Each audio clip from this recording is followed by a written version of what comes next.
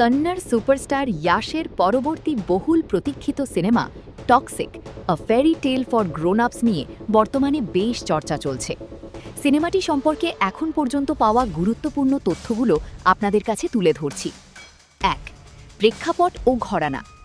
সিনেমাটি মূলত একটি অ্যাকশন ড্রামা ঘরানার ফিল্ম, তবে এর টাইটেল দেখে বোঝা যাচ্ছে এটি প্রাপ্তবয়স্কদের জন্য একটি রূপকথার মতো গল্প ফেরি টেল ফর গ্রোন আপস হতে যাচ্ছে। ধারণা করা হচ্ছে এটি ৮০-র দশকের গোয়ার ড্রাগ মাফিয়া বা অন্ধকার জগতের পটভূমিতে নির্মিত। ২. পরিচালনা ও প্রযোজনা। পরিচালক। সিনেমাটি পরিচালনা করছেন মালায়ালম সিনেমার জনপ্রিয় নারী নির্মাতা গীতু মোহন দাস। তিনি মূলত তার শৈল্পিক এবং বাস্তবসম্মত নির্মাণ শৈলীর জন্য পরিচিত, যেমন লায়ার্স ডাইস এবং মুঠন। প্রযোজনা।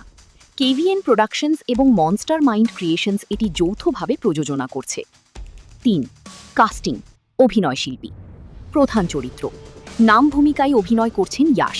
কেজিএফের সাফল্যের পর এটিই তার পরবর্তী বড় প্রজেক্ট। অন্যান্য অভিনয়শিল্পী। সিনেমার প্রধান নারী চরিত্রে কে থাকছেন তা নিয়ে অনেক গুঞ্জন রয়েছে, তবে সাম্প্রতিক তথ্য অনুযায়ী দক্ষিণ ভারতীয় অভিনেত্রী নয়নতারা এতে একটি গুরুত্বপূর্ণ চরিত্রে অভিনয় করবেন। এছাড়াও বলিউডের কিয়ারা আদভানির নামও শোনা যাচ্ছে, তবে আনুষ্ঠানিক ঘোষণা আসা এখনও বাকি। ৪. কারিগরি দিক। সিনেমাটির মিউজিক নিয়ে কাজ করছেন জনপ্রিয় সুরকারেরা। ট্রেলার বা টিজার ভিডিওতে ব্যাকগ্রাউন্ড মিউজিক এবং ইয়াশের নতুন লুক, সিগার হাতে এবং স্টাইলিশ টুপি পরা দর্শকদের মধ্যে ব্যাপক উত্তেজনা তৈরি করেছে। ৫. মুক্তির তারিখ।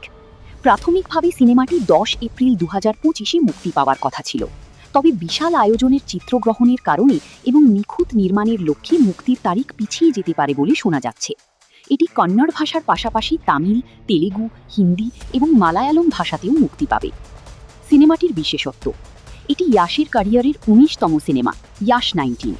ভক্তদের প্রত্যাশা, কেজিএফের রকি ভাই ইমেজের পর গীতু মোহন দাসের নিপুণ পরিচালনায় ইয়াশকে একদম ভিন্ন এবং নতুন কোনো অবতারে দেখা যাবে।